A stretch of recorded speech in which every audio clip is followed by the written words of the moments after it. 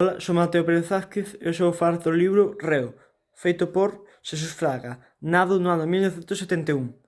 Ten un premio de Nacional de Narrativa.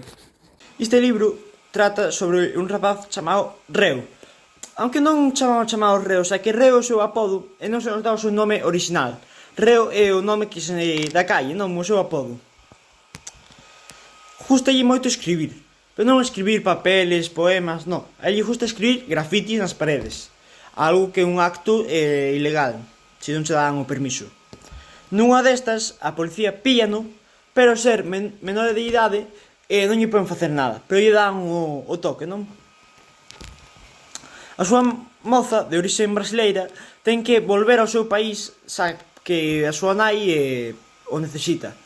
Reo fai un plan para que ela quede, pero non dá frutos ese resultado, ese plan. Ademais disto, ten unha discoteca chamada A Fen, unha discoteca abandonada, onde os seus amigos, pois señores, pois van a emborracharse, a drogarse e a bailar. Nunha destas, pois un acaba mal e, bueno, tedes que ler o libro para sabelo, o que pasa. Gústame moito o Reo, xa que a súa mentalidade encántame.